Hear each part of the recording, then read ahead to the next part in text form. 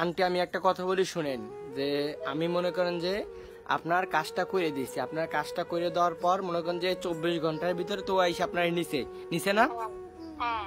নিচে নেওয়ার পর মনে করেন যে আপনার মারধর করছে, অনেক মারধর করছেন আন্টি? নেওয়ার পরে মানে নাই। না আমি এর আগে তো আপনার অনেক মারধর করছে, এর আগে অনেক মারধর করছে না, মারধর করছে, হ্যাঁ।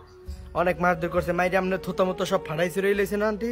হ্যাঁ, তা ফাড়াই দিয়েছে, আমি কাজ করছি, কাজ করার 24 ঘন্টার ভিতরেও আপনারা এসে নিচে নিচে না।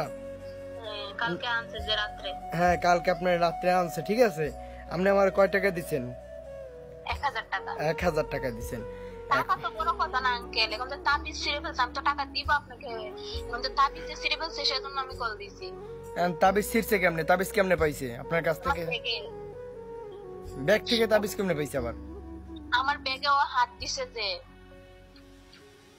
আর এখন আমি ওর আম্মুর আর আব্বুরে বলছি, এখন আপনার সাথে ওরা আবার কথা বলতে চায়। কারা? আমার শ্বশুর শাশুড়ি, আবার আমার ননদ আছে একটা, ওর জন্য কথা বলবে, আবার আমার জামার জন্য কথা বলবে, আবার মনে হয়। আরে হালাইছুন তো আমার বিপদে।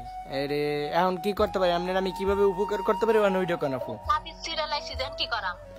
এখন আবার নতুন করে তাবিজ করতে হবে? আমি তো আপনার তাবিজ দিয়ে আইছি, কইছি আপনি কাজ করেন, দেখবেন না আই আমরা নেবেন। আমি নতুন করে তাবিজ করতে হইলে আমি আমার শ্বশুরের, আপনি আইবেন এখানে। আমি ওই জায়গায় আর তো যাইতে পারবো না, আপনার ফোনের মাধ্যমে করাইতে হইবে। আমি ফোনের মাধ্যমে হইলে আমার শ্বশুরের। Hello aunty. হ্যাঁ বলেন। হ্যাঁ। আপনার আপনার থাকার জায়গা দিব, সমস্যা না, আপনি আসেন। আরে আমি তো বর্তমানে বাড়িতে আছি, আমি চট্টগ্রাম থেকে বাড়িতে চলে আসছি। তো আসবেন কবে? আমি কবে কি যাই আর বলতে পারি না, কারণ আমার বাড়িতে অনেক রুগী আছে। আমার আসন ঘর থেকে কি আমি যাইতে পারি কোন? আচ্ছা, আমি আমার শ্বশুরের সাথে কালকে আপনার কথা কয়ে দেব। হ্যাঁ আচ্ছা ঠিক আছে, ওকে ওকে, ভালো থাকেন আন্টি।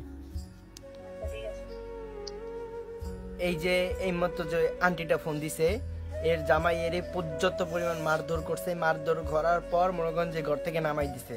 আর আমিও ছিলাম চট্টগ্রাম, তো আর কি আমার সাথে কোনো মতো একটু কানেক্ট হয়েছে। কানেক্ট হওয়ার পর এরপর আমার কাছে হাত জোর করছে, বিনিময় করছে, বলতেছে যে আমি তো চট্টগ্রাম, আমি তো জিনিসপত্র তো নিয়ে আসি না, আমার কাছে অল্প কিছু জিনিসপত্র আছে, আমি এগুলো দিয়ে দিতে আসি আপনারে, আপনি ব্যবহার করেন, ইনশাল্লাহ আল্লাহর রহমত করতে পারে। তো মারধর করার পর 3 থেকে 4 দিন তার কোনো খোঁজ খবর নেই নাই। তারপর আমি কাজ দিয়ে আসছি আল্লাহ নাম লইয়া, 24 ঘন্টার ভিতরে আল্লাহর রহমত করছে, আল্লাহ সহায় হয়েছে, বিদায় কাজটা হয়েছে। এই গঙ্গা মহিলা করছে কি, এই গঙ্গা মহিলা কি করছে, তাবিজ গুলো ব্যাগের ভিতরে রেখে দিয়েছে, আর জামাই পাইছে, জামাই তাবিজ গুলো সিটে হালাই দিছে। বোঝেন ব্যাপার? এখন আসি বড় বিপদে, এখন কি কম কোন? এগুলো গিয়া এই রাত বাজে কয়টা দেখেন, রাত বাজে 12টা 58। এই 12টা 58 কালে যদি ফোন দেয় তাহলে কি হয় কোন? এই 12টা 58 কালে ফোন দিছে, দেখছেন? রাত বাজে 12টা 58, এই সময় যদি মানুষের কল দিয়ে যদি এখন এই কয় হেলে, মানুষ কিরম লাগে কোন? যাই হোক, তো রোগীরা উপকার পাইবে, কল দেবে, এতটুকুই।